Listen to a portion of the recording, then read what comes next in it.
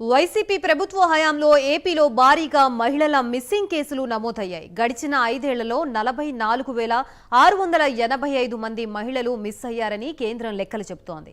అయితే మిస్ అయిన కేసుల్లో ఇప్పటి వరకు 44,022 మంది ఆచూకీ లభ్యమైందని పార్లమెంట్లో హోంశాఖ సహాయ మంత్రి ప్రకటించారు.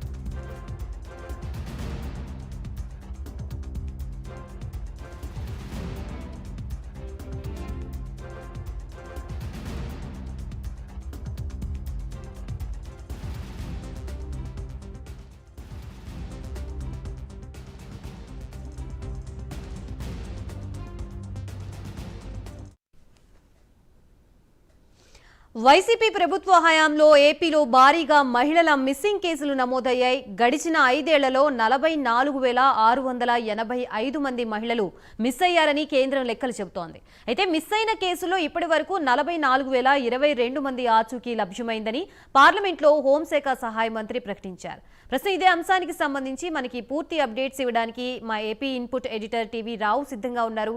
రావు, చెప్పండి.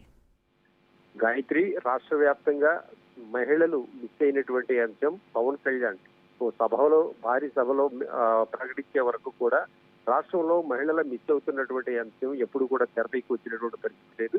మరి ఈ అంశాన్ని తెరపైకి తెచ్చినప్పటి నుంచి కూడా ఏదైతే రాష్ట్రంలో భద్రతా బలగాలైతేనేమి, ఇటువైపున పోలీస్ శాఖ దీనిపై తీవ్రంగా దృష్టి సారించింది.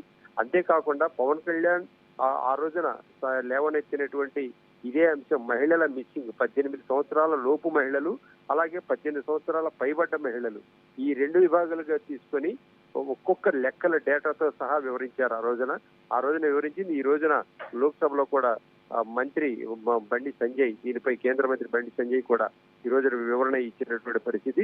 మొత్తం మీద చూస్తే మహిళలు కొంతమంది ట్రేస్ అయినట్టుగా చెప్తున్నారు. కానీ ఈ ట్రేస్ అయినటువంటి మహిళలందరూ కూడా 2019కి ముందు, 5 ఏళ్లకు ముందు లేదంటే 10 ఏళ్లకు ముందు మిస్ అయినటువంటి మహిళల జాబితాగా కూడా కొంతవరకు పరిగణించాల్సి వస్తుంది. మరి అంతేకాకుండా ఇప్పటి వరకు అదే గతంలో మనం చూసాం, మిస్ అయిన మహిళలు గత 5 సంవత్సరాల్లో ఎంత నిర్లక్ష్యంగా వ్యవహరించారనేటటువంటిది. మిస్ అయిన మహిళల వివరాలు తీసుకుని పోలీస్ స్టేషన్లకు వెళితే ఎక్కడా కూడా వారు ముందుకు వచ్చినటువంటి పరిస్థితి అయితే ఎక్కడా కనిపించలేదు. మరి ఎంత దయనీయమైన పరిస్థితిలో ఉన్నటువంటి ఈ అంశం ప్రధానంగా చర్చకు వచ్చింది. ఇప్పుడు దేశ పార్లమెంట్ లో కూడా ఇదే అంశం ఇప్పుడు చర్చకు రావడం కారణం ఏంటంటే, దీనిపై పవన్ కళ్యాణ్ కీలకంగా సీరియస్ గా దృష్టి సారించారు. ఇటీవల మనం చూసాం, కృష్ణా జిల్లాలో ఓ మహిళ పవన్ కళ్యాణ్ కు మొరపెట్టుకున్నటువంటి పరిస్థితి. తన కుమార్తె మిస్ అయి 9 నెలలైనా అప్పుడు ఎంతమంది పోలీస్ స్టేషన్ల పోలీసుల చుట్టూ తిరిగినా కూడా సమాధానం లభించలేదు. పవన్ కళ్యాణ్ డిప్యూటీ సీఎం అయినటువంటి 4 రోజుల వ్యవధిలోనే తమ కుమార్తెను గమనించి ఎక్కడ ఉన్నదో ట్రేస్ అవుట్ చేశారు పోలీసులు. నేరుగా పవన్ దానిపై మాట్లాడినటువంటి అంశాన్ని ఇక్కడ ప్రధానంగా మనం దృష్టి సారించాలి. ఎందుకంటే ఏదైతే జమ్మూ కాశ్మీర్ లో ఉన్నటువంటి తమ కుమార్తెను తీసుకొని వచ్చి పోలీసులు తల్లి చేతిలో పెట్టినటువంటి అంశం, దీనికి ప్రధాన కారణం పవన్ కళ్యాణ్. ఇటువంటి సంఘటనలు ఎన్నో. ఏదైతే పోలీసులు సీరియస్ గా దృష్టి సారిస్తే మిస్ అయిన మహిళలను పట్టుకోవడం పెద్ద సమస్య కాదు అనేటటువంటి దాన్ని చెప్పడం కోసం పవన్ కళ్యాణ్ ఒక ఎగ్జాంపుల్ గా ఒక పైలట్ ప్రాజెక్ట్ కింద చాలా వరకు ఇటువంటి కార్యక్రమాలు చేసేటువంటి పరిస్థితి ఉంది.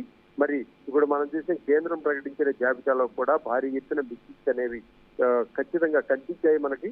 అయితే మిస్సింగ్స్ అయినవి కొన్ని లభ్యమయ్యాయి. మహిళలు ఆచూకీ కూడా తెలిసిందంటున్నారు. కానీ తెలిసిన ఆచూకీ పూర్తిగా గతంలోది ఏదైతే గత 10 సంవత్సరాల్లో జరిగినటువంటి మిస్సింగ్స్ గానే వీటిని కొంతవరకు పరిగణిస్తారు. దీనికి సంబంధించి తెలుగు రాష్ట్రాల్లోనే దాదాపుగా దేశవ్యాప్తంగా 1,00,000 మంది మహిళలు మిస్ అయ్యారని ఎన్హెచ్ఆర్సీ కూడా, నేషనల్ హ్యూమన్ రైట్స్ కమిషన్ కూడా దీనిపై తీవ్రంగా పవన్ కళ్యాణ్ ఈ ఇష్యూని రైజ్ చేసిన సమయంలో గళమెత్తింది కూడా. మరి అప్పుడు కూడా పవన్ కళ్యాణ్ కు మద్దతుగా హ్యూమన్ రైట్స్ సంఘాలు కూడా అప్పుడు తెరపైకి వచ్చాయి. ఇప్పుడు చూస్తే 2018లో భారీగా మిస్ అయ్యాయని ఆ రోజున 2018 ఏపీ అంటే చంద్రబాబు నాయుడు ప్రభుత్వంలో మహిళా కేసులు మిస్సింగ్ కేసులు భారీగా తెరపైకి వచ్చాయి. మరి ఆ తర్వాత చూస్తే 2022లో అంతకంటే మించినటువంటి కేసులు నమోదయ్యాయి. మరి ఇవన్నీ కూడా చూస్తే కనుక పోలీసులు దీనిపై సీరియస్ గా దృష్టి సారించాల్సి ఉంది. మరి ఇప్పుడు డిప్యూటీ సీఎం గా పవన్ కళ్యాణ్ నియమితమైన తర్వాత ఈ కేసుల్లో పురోగతి అయితే కనిపిస్తుందని మనం ఇప్పుడు చెప్పుకోవాలి. మరి రాబోయే రోజుల్లో మిస్ అయిన మహిళలందరూ కూడా పవన్ కళ్యాణ్ లేవనెత్తిన ఈ అంశంతో పవన్ కళ్యాణ్ సెలవుతో మరింతగా మెరుగైన ఫలితాలు సాధిస్తాయని ఆశించవచ్చు గాయత్రి. Right, thank you టీవీరా.